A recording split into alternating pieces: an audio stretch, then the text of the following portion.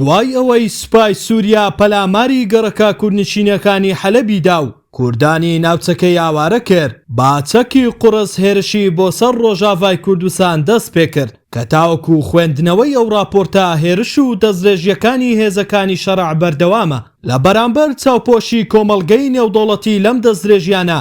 کوردانی هەر چوار پارچەی کوردستان ڕژانە سەر شەقامەکان. لەو چوارچێوەیەشدا ئەمڕۆ لە ناحیەی قەسرێ خەڵکێکی زۆر لەژێر دروشمی کوردستان وڵاتێکە و نابێت بە چوار گرد بوونەوە و پشتیوانی خۆیان بۆ کوردانی ڕۆژاوای کوردستان دووپات کردەوە.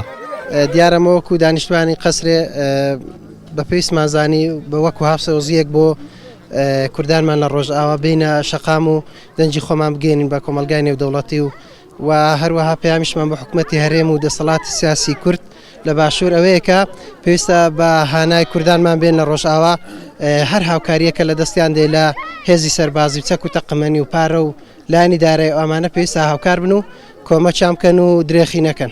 بەداخەوە مێژوو خۆی دووبارە ئەکاتەوە لەژێ دروشمی ئاەتی قورئانی پیرۆز ئەیانەوێت دووبارە کورد ئەنفال بکەنەوە. ئێمە وەکو دانیشتوانی ناحیە قەسر و دەوروبەری پشگیری خۆمان بۆ کوردانی ڕۆژئاوا دەربڕین، ئامادەین بە خوێن و بەجیان و بەماڵ لەگەڵ کوردانی ڕۆژئاوا دابین، ناهێڵین جارێکی تر مێژوو خۆی دووبارە بکاتەوە وەک ئەوەی ئەوان ئەیانەوێ. بەداخەوە کۆمەلگەی نێودەوڵەتیش لێ بێدەنگە. لێرەوە پامێکیشم بۆ ناوخۆی کورد هەیە، داوا لە هێزە سیاسەکانی کوردستانی باشوور ئەەکەم کە خۆیان ڕێک بخەن گەلە کۆمەکە زۆر گەورێ و ئەگەری هەیە ئێمەش بگرێتەوە. هیوادارین لە زووترین کاتدا ناوماڵی کورد ڕێک بخرێت و کۆنگرەی نەتەوەی ببەسرێت و کورد هەمیشە یەکدەنگ و یەکگرتوو بێت. لەژێر دروشمی کوردستان وڵاتێکە و نابێت بەچار. ئێمە وەکو ئەوڕۆ وەکو خەڵکی ناحیە قەسر و دەوروبەری هەستین بە ئەنجامدانی ڕێپیوانێکی مەدەنیانە بۆ پاڵپشتیکردن و دووپاتکردنەوەی سۆز وەفا بۆ خوشک و برایانمان لە ڕۆژاوای کوردستان کە تووشی جۆرێک لە گەلە کۆمەچی و جینۆساید و قەتڵعام بوونەتەوە. بەڕێزان کوردستانیانی خۆشەویست، دیارەکە بۆ ماوەی 2 هەفتەیە بە پیلانجیێریەکی نێودەوڵەتی لە ڕۆژاوای کوردستان گەلی بەڕوومەتی ئێمە لە هەموو لایەکەوە مەترسی کۆمەڵکوژیان لەسەرا. بە ناوی دین و لە ژێرناوی ئاینی پیرۆزی ئیسلام حکوومەتە کاتی و ڕاگوزەرەکەی دیمەشق بە سوپایەکی خوێنمژی 100,000 چەکدارەوە جەنگ و فتوحاتی دژ بە گەلی ئێمە لە ڕۆژاوا ڕاگەیاندووە.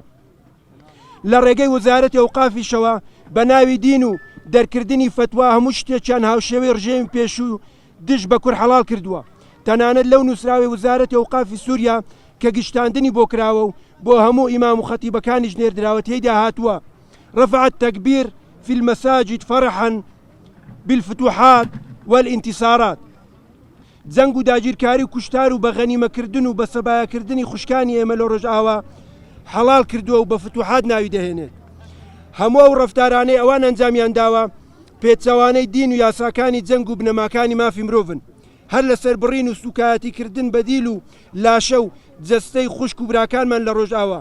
بینیمان کە لاشەی ئاسایشێکی خۆسەری ناوچەکە لە شێخ مەقسوود لەلایەن ئەو چەکدارانەوە لە نهۆمی سێمی باڵەخانەیەکەوە فرێ دەدرێتە خوارەوە. بە هەموو پێوەرەگە و سوپای حکوومەتی دیمەشق پێشێلی هەموو مافەکانی جەنجان کردووە. جگە لەوەش ئەوان پابەندی هیچ ڕێکەوتنێک نابن بە هەموو جۆرێک بە هاوکاری چەند وڵاتێکی زلهێز لە ناوچەکە و هاوپەیمانان دەیانەوێت کورد کۆمەڵکوژ بکەن و ئەزمموی 14 ساڵەی ڕۆژئاوا کە بە خوێنی 14,000 شەهید بەرهەم هاتووە لە ناو بەرن و کورد بسڕنەوە. هەموو جیهان دەزانێت کەوا یەکەم هاوکار و یەکەم دۆست و یەکەم شەڕکەر و یەکەم هاوپەیمان لەو هێزەی هاوپەیمانان بۆ تێکشکاندنی داعش کورد بووە. خوشک و براکانمان بوون، بەڵام ئێستاکە هەمووان پشتیان لە کورد کردووە. ئەگەرچی ئێستا مەترسی لە سەرتەواوی گەلی ڕۆژئاوا هەیە، بەڵام خۆشبەختانە ئێستا گەلی کورد لە هەر چوار پارچە یەکدەنگ و یەک هەڵوێستە. تێگرا لە هەموو شارەکان لە هەر چوار پارچە ڕژاونێتە سەر شەقامەکان بۆ پشتگیری لە کوردانی ڕۆژئاوا.